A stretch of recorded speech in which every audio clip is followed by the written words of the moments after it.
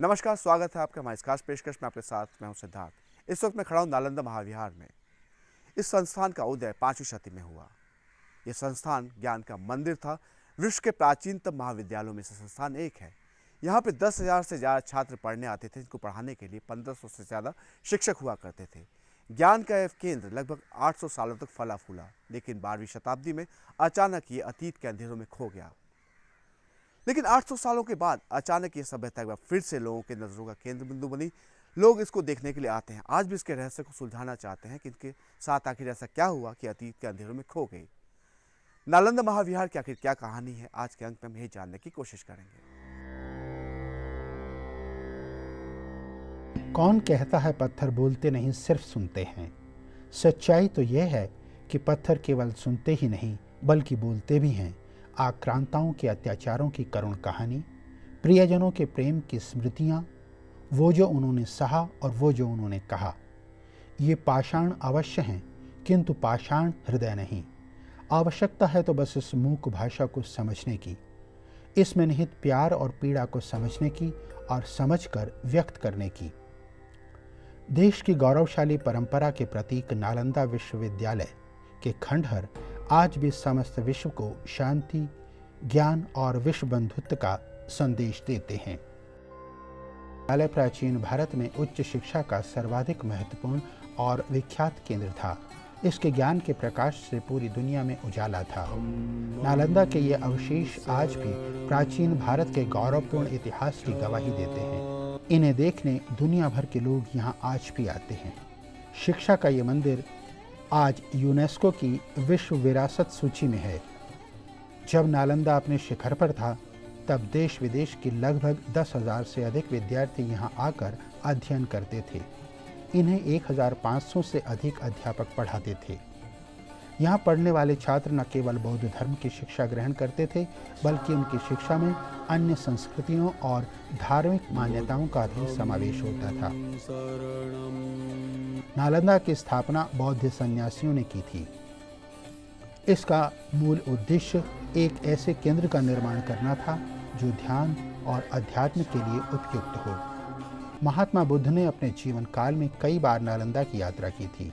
यही कारण था कि इसे 5वीं शताब्दी से लेकर 12वीं शताब्दी तक बौद्ध शिक्षा के केंद्र के रूप में देखा जाता था। यह जगह पटना से 95 किलोमीटर दूर है। नालंदा 7वीं शताब्दी से लेकर 12वीं ईस्वी तक अध्ययन का मुख्य केंद्र था। वैदिक प्रक्रिया को अपनाकर प्राचीन समय में बहुत सी शिक्षण संस्थाओं की स्थापना की गई थी। इनमें तक्षशिला, नालंदा और विक्रमशिला को भारत के प्राचीनतम विश्वविद्यालयों में गिना जाता है। ऐतिहासिक प्रमाणों के अनुसार इस विश्व प्रसिद्ध विश्वविद्यालय की स्थापना गुप्त वंश के पराक्रमी सम्राट कुमार गुप्त प्रथम ने लगभग 450 ईस्वी में की थी। गुप्त काल भारतीय इतिहास का स्वर्ण काल था। यहाँ कला, साहित्य, धर्म के क्षेत्र में उल्लेखनीय प्रगति हुई।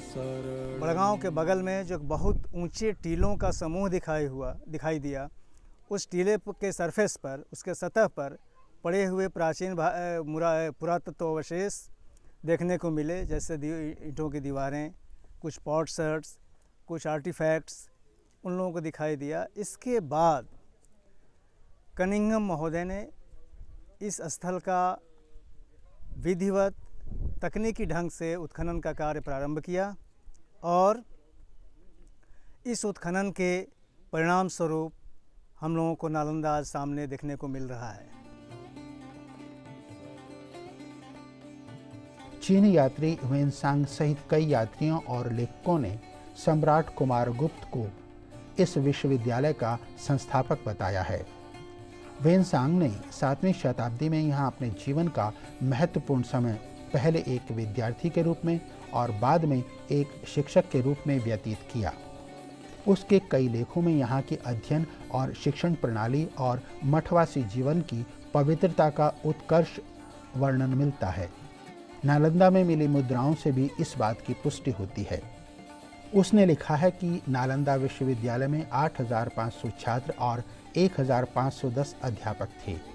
इसके अध्यापकों में शीलभद्र, धर्मपाल, चंद्रपाल, गुणमती, प्रभामित्र, जिनमित्र, ज्ञानचंद्र, नागार्जुन, धर्मकीरति आदि प्रमुख थे। इस विश्वविद्यालय में आचार्य छात्रों को मौखिक व्याख्यान के माध्यम से शिक्षा देते थे। पुस्तकों की व्याख्या भी की जाती थी, शास्त्रार्थ होता था। दिन भर अध्ययन तथा शंका समाधान का सत्र चलता था। मन में यह प्रश्न उठना स्वाभाविक है कि आखिर 10,000 विद्यार्थियों के लिए 1,500 से अधिक शिक्षक रखने की आवश्यकता क्या थी। इसका जवाब 378 साल पुरानी हार्वर्ड यूनिवर्सिटी में मिल जाता है। यहाँ 2,400 शिक्षक 21,000 छात्रों को पढ़ाते हैं।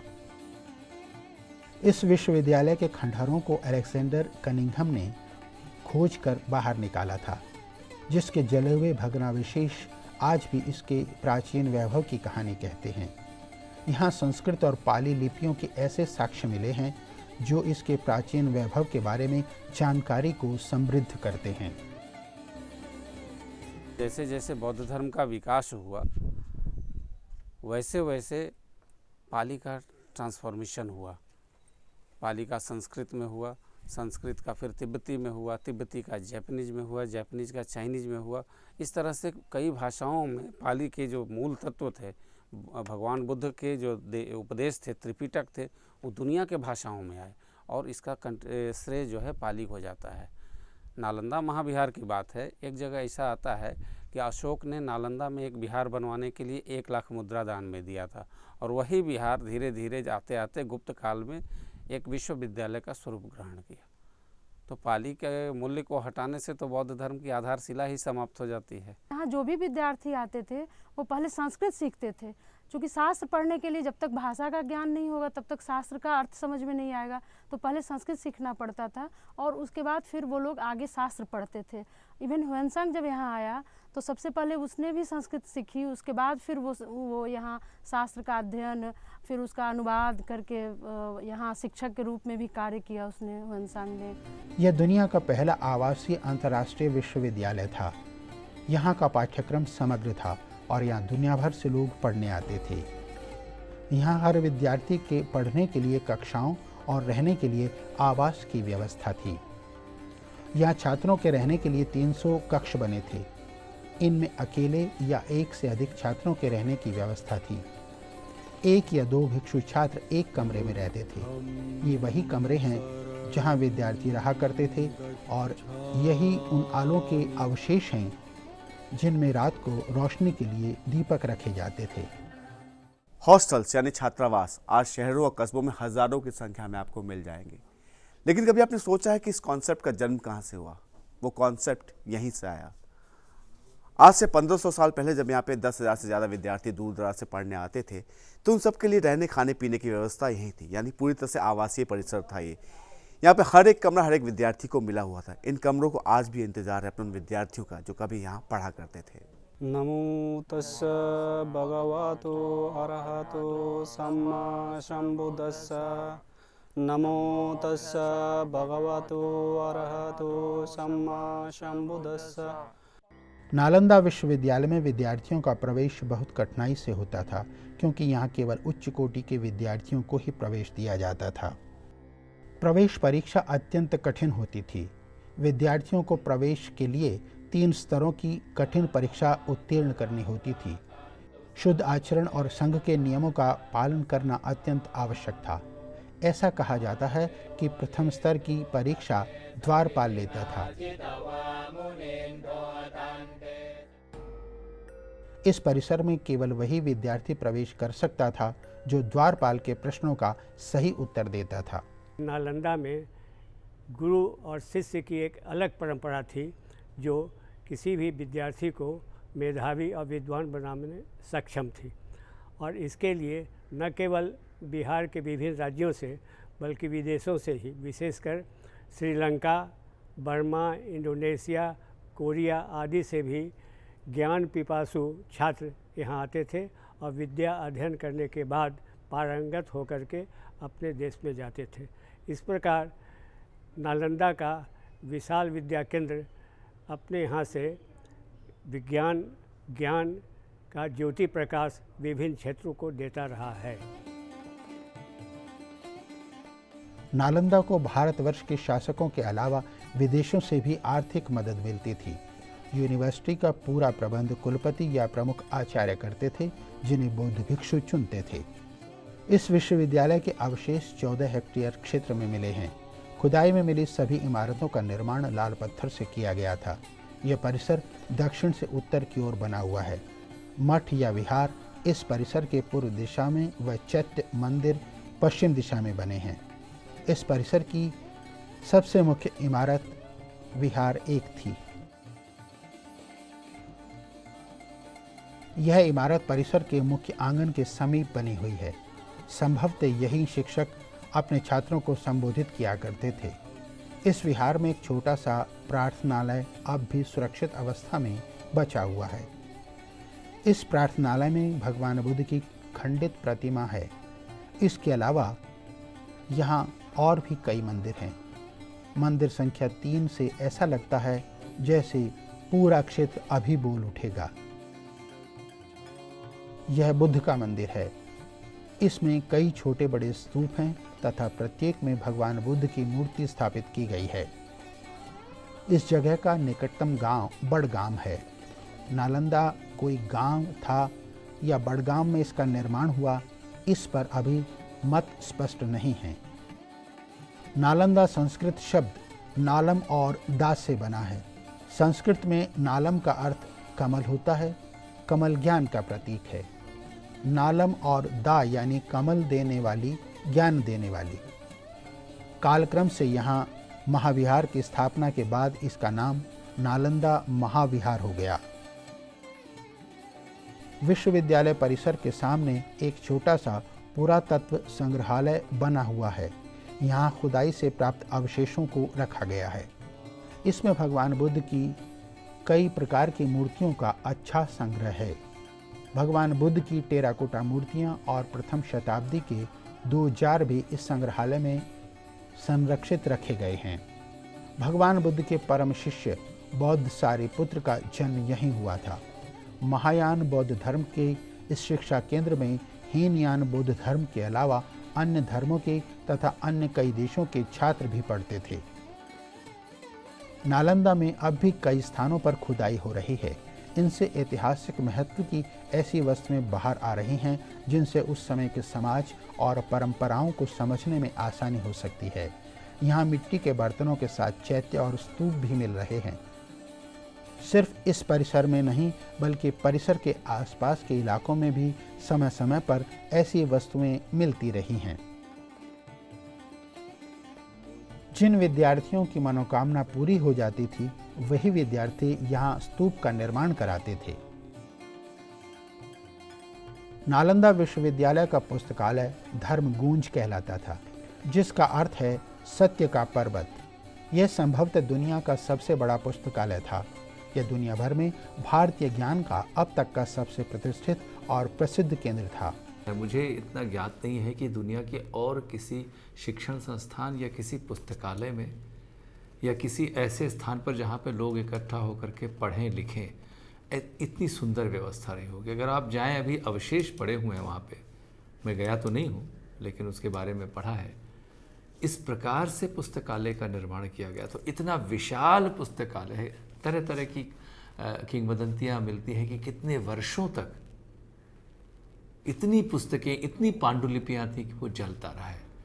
तो एक तो जो हमारा उसके प्रति एक आकर्षण है वो ये है कि इतने हजार वर्ष पहले वो इतना सुंदर, इतना विशाल, इतना विशद और इतना विविध विषयों वाला जो विश्वविद्यालय है वो हमारे भारत में, जिसे आज हम बिहार कहते हैं, नालंदा में था।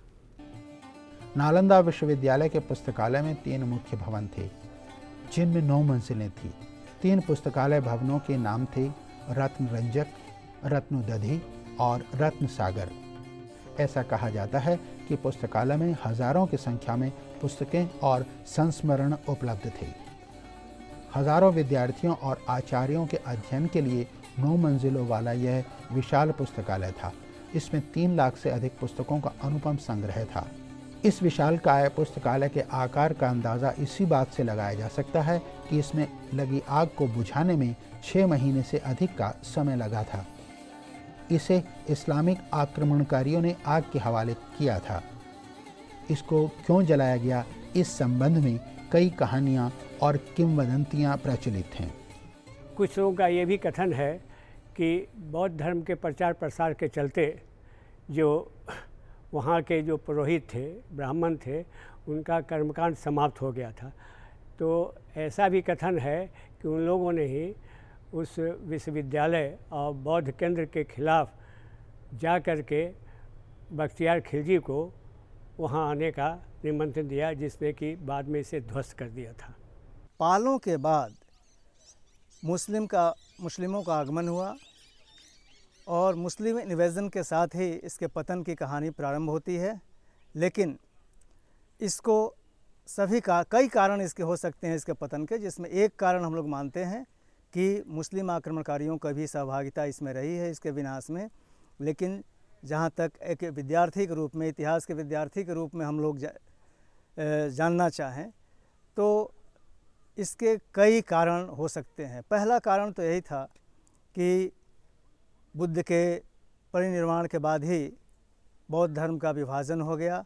बौद्ध संघ में दैनिक दिनचर्या में अनियमितताएं देखने को मिलती हैं और मूल रूप से यहाँ के बौद्ध संघ या बौद्ध भिक्षुओं ने ही इसको पतन के कगार की ओर ले जाने में सहयोगी सिद्ध हुए, क्योंकि आपसी भेदभाव, संप्रदायवाद और बौद्ध धर्म विभाजन का प्रतिफल है कि इस महाविहार के शिक्षण केंद्र के रूप में जो सुविख्यात था उसका पतन धीरे धीरे प्रारंभ हुआ।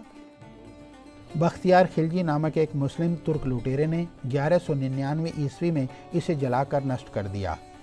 इस अग्निकांड में हजारों दुर्लभ पुस्तकें जलकर राख हो गईं। महत्वपूर्ण दस्तावेज नष्ट हो गए। कहा जाता है कि यहाँ इतनी पुस्तकें थीं कि आग लगने के बाद भी 6 महीने तक पुस्तकें धूं धूं करके जलती रहीं। ये अब जली हुई और पिघली हुई ईंटों के निशान देख रहे हैं, ये आज भी इस बात की गवाही देते हैं कैसे बख्तियार खिलजी ने 12वीं शताब्दी में इस जगह के साथ बर्बरतापूर्व कार्रवाई की। हमारी सांस्कृतिक और धार्मिक धरोहर को नुकसान पहुंचाने के उद्देश्य से उसने इस पूरे जगह में आग लगा दी। ऐसा कहा जाता है कि 6 महीने तक ये जगह धू धू करके जलती रही और इसमें हमें कितना नुकसान पहुंचा इसकी भरपाई हम आज तक नहीं कर पाए हैं। कहते हैं कि कई अध्यापकों और बौद्ध भिक्षुओं ने अपने कपड़ों में छुपाकर कई दुर्लभ पांडुलिपियों को बचाया था तथा उन्हें तिब्बत की ओर ले गए। कालांतर में इन्हीं ज्ञान निधियों ने तिब्बत क्षेत्र को बौद्ध धर्म और ज्ञान के बड़े केंद्र में परिवर्तित कर दिया। खिलजी ने बिहार में चुन चुन कर सभी बौद्ध मठों को नष्ट कर दिया था। नालंदा में जलाई गई पुस्तकों के कारण बहुत सा ऐसा ज्ञान विलुप्त हो गया जो आज दुनिया के काम आ सकता था। इतिहास को न भूलने का अर्थ ये नहीं है कि इतिहास के आधार पर हम कुछ ऐसे क्रियाकलाप करें कि जिससे बदले की भावना हो, लेकिन इतिहास से हमें शिक्षा इस प्रकार से मिलती है। तो जो इतिहास से एक शिक्षा मिलती है, ऐसे तमाम ग्रंथ उसमें लुप्त हो गए होंगे। दूसरी जो सबसे महत्वपूर्ण बात उसकी ये है कि दुनिया भर से पढ़ने वाले और पढ़ाने वाले दोनों आते थे। बहुत से ऐसे लोग थे जो दुनिया से आते थे, वहाँ पर शिक्षा लेते थे, वहीं बस जाते थे। या तो बौद्ध भिक्षु बन गए या वहाँ के दूसरे अध्यापक बन गए। उनके अंदर ये था कि भारत एक ऐसा महान देश है जिसमें इतने बड़े, अभी आपने एक उल्लेख किया था कि बेबीलोनिया और बाकी बड़ी बड़ी जो सभ्यताएं हैं, ग्रीस हैं, वहाँ पर इस प्रकार का संयोजित और इतना विशद जो विश्वविद्यालय का स्वरूप है, अगर उसी को हम आज ढाल सकें तो बहुत कुछ उन्नति हो सकती है। इसकी संरचना की बात करें तो वह अपने आप में अभूतपूर्व है। अत्यंत सुनियोजित ढंग से और विस्तृत क्षेत्र में बना हुआ यह विश्वविद्यालय स्थापत्य कला का अद्भुत नमूना था। इसका पूरा परिसर एक विशाल दीवार से घिरा हुआ है। इसमें प्रवेश के लिए एक मुख्य द्वार था। उत्तर से दक्षिण की ओर मठों की कतारें थीं और उनके सामने अनेक भव्य स्तूप और मंदिर थे। मंदिरों में बुद्ध भगवान की सुंदर मूर्तियां स्थापित थी। केंद्रीय विद्यालय में 7 बड़े कक्ष थे और इनके अलावा 300 अन्य कमरे थे। इनमें व्याख्यान हुआ करते थे।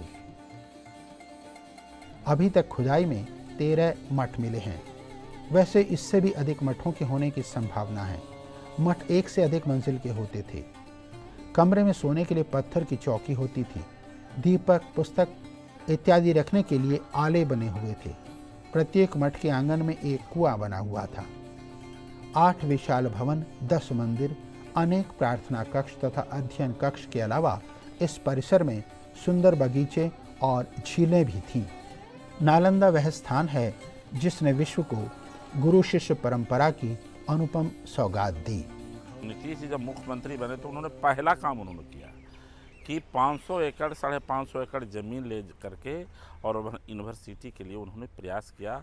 आज वो सामने है, यूनिवर्सिटी चालू हो गया है और जो नया यूनिवर्सिटी बन रहा है उसका क्या जो परिकल्पना हम लोग करते हैं वो देखने योग्य है। वो काम स्टार्ट हो गया है, बाउंड्री वाल वगैरह हो गया है, बिल्डिंग भी बन रहे हैं। अब उसको देखने की लायक चीज़ बना रहे हैं। 2 साल लगे, 4 साल लगे, 5 साल लगे, सारा जब बिल्डिंग बनकर तैयार हो जाएगा और सारे विषयों की जब पढ़ाई शुरू हो जाएगी तब फिर से अंतर्राष्ट्रीय जो विश्वविद्यालय था पूर्ण रूप से जब चालू होगा तब वहाँ कुछ हम लोग को लगेगा कि बिहार नहीं बल्कि देश ही नहीं, विश्व का वो धरोहर जो पुराना था फिर से हमें वापस मिला है। इस क्षेत्र के आसपास के इलाकों में खुदाई करते समय नालंदा विश्वविद्यालय के अवशेष आज भी मिल जाते हैं। इस क्षेत्र में एक और दिलचस्प बात देखने को मिलती है। ऐसी अनेक जगह हैं जहां भगवान बुद्ध की मूर्तियां मिली हैं और लोगों ने बौद्ध मूर्तियों को हिंदू मंदिरों में स्थापित कर उनकी हिंदू देवी देवताओं की तरह पूजा अर्चना शुरू कर दी है। नालंदा के वडगांव में श्री तेलिया भंडार भैरव मंदिर में भगवान बुद्ध की एक विशाल मूर्ति स्थापित है और माना जाता है कि यहाँ सच्चे दिल से मांगी गई हर मन्नत पूरी होती है। नालंदा के साथ आज की स्थिति में कुछ विचित्र बातें भी जुड़ी हुई हैं।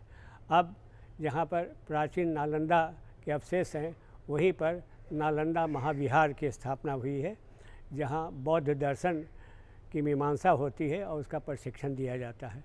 साथ ही बहुत सुंदर कमल सरोवर का निर्माण किया गया है। इसके साथ ही कुछ अजीब तरह की बातें भी हुई हैं। वहाँ ग्रेनाइट का सबसे ऊंची मूर्ति गौतम बुद्ध की है, जिसे प्रायः लोग तेलिया भंडार कहकर पूजा करते हैं। तो यह आस्था का एक विचित्र संगम जैसा है। नालंदा महाविहार को देखने प्रतिदिन हजारों सैलानी यहाँ आते हैं और घंटों इन अवशेषों को देखते हैं। इनके अलावा कुछ विदेशी सैलानी और बौद्ध मत के लोग यहाँ प्रार्थना करने भी आते हैं।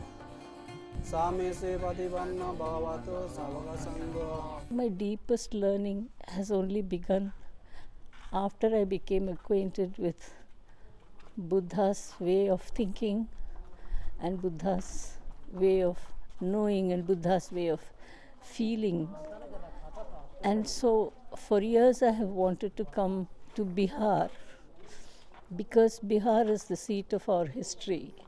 Bihar is really the seat of our knowledge, and I have thought about coming here, but now I'm fortunate I'm here. But I did not know that when I come to Nalanda, I would have a feeling about being connected with the great teachers who taught here thousands of years ago. Historical place देख के एक अद्भुत नज़ारा नज़र आ रहा है, जहाँ पे हमारे पुरानत संस्थाओं की रूपरेखा दिखाई गई है और इस जगह पे आके मुझे अद्भुत नज़ारा जैसा फील होता है। जब हम यहाँ पर आते हैं तो वो अतीत याद होता है कि एक समय ये विश्वविद्यालय उस रूप में खड़ा था जहाँ पर 10-15 हज़ार स्टूडेंट और 1500 लगभग शिक्षक लोग यहाँ रहा करते थे। और 15,000 और 1500 कोई मायना रखता है, लेकिन आज वो इतिहास यहाँ पर इशारा कर रहा है कि मैं कितने दर्द भरी आवाज़ें ये दे रहा है कि मैं कितने ये धरती यहाँ के दुखित है कि किसके साथ अत्याचार क्यों किया गया।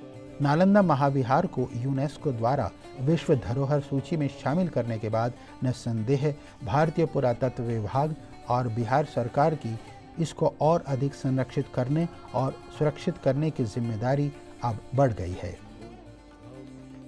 जो पर्यटक जो स्थल है वहाँ पर जाने के लिए बहुत चीज़ की कमी भी है। जैसे राजगीर में अभी तक 5 स्टार होटल नहीं है, कई होटल है लेकिन 5 स्टार होटल नहीं है, उसकी ज़रूरत है। राजगीर से जो भी ट्रेन आती है बाहर से, वो जैसे दिल्ली से श्रमजीवी चलती है तो उसको कनेक्शन देना चाहिए बम्बे से राजगीर, कलकत्ता कोलकाता से राजगीर, इस तरीके से बाहर से पुणे से राजगीर कई ट्रेनों का जुड़ाव होने से भी पर्यटक ज़्यादा हो सकते हैं। और जैसे वहाँ अंतर्राष्ट्रीय कोई पुस्तकालय नहीं है, जब अंतर्राष्ट्रीय विश्वविद्यालय जहाँ हो गया तो वहाँ अंतर्राष्ट्रीय पुस्तकालय की भी ज़रूरत है, अंतर्राष्ट्रीय हवाई अड्डे की भी ज़रूरत है। नालंदा विश्वविद्यालय अपने समय से कहीं आगे और हमारी सोच से कहीं अधिक भव्य रहा होगा। आज इस महाविहार के अवशेष बरबस ही हमें अपनी ओर खींचते हैं और याद दिलाते हैं उस प्राचीन वैभव की, जिसे यदि नियति ने नष्ट न किया होता तो आज भारत की कहानी कुछ और ही होती। शाम होते ही ये जगह वीरान हो जाती है और शाम की गहराइयों में एक ध्यान मग्न बौद्ध भिक्षु सी प्रतीत होती है और शांति में भी बस यही सुनाई देता है, बुद्धम शरणम गच्छामि। और रात के अंधेरों में अतीत की गहराइयों में कहीं गुम हो जाता है और अगली सुबह फिर उदय होता है ज्ञान के प्रकाश का, जो नालंदा के खंडहरों से निकलता है और विश्व को ज्ञानवान बनाता है। नालंदा महाविद्यालय आज जीर्ण शीर्ण हालत में खड़ा है। नालम और दा, ये दो शब्दों को मिलकर बना। नालम यानी कि कमल का फूल और दा यानी ज्ञान देने वाली। ये ज्ञान देने वाली संस्था जहाँ एक वक्त में 10,000 से ज़्यादा लोग पढ़ते थे और 2,000 से ज़्यादा शिक्षक या पढ़ाने के काम में लगे हुए थे, लेकिन आज ये जीर्ण शीर्ण अवस्था में खड़ा है। लेकिन इन खंडरों को देख के आज भी आपका सीना गर्व से चौड़ा हो जाता है। कैसे इस जगह ने आपको एक वक्त में विश्व में ज्ञान का केंद्र स्थापित किया। उम्मीद की जानी चाहिए भारत की परंपरा, गौरवशाली इतिहास एक बार फिर से खुद को दोहराएगी और हम विश्व में एक बार फिर ज्ञान का केंद्र बनेंगे। हमारे आज के इस अंक में इतना ही। नमस्कार।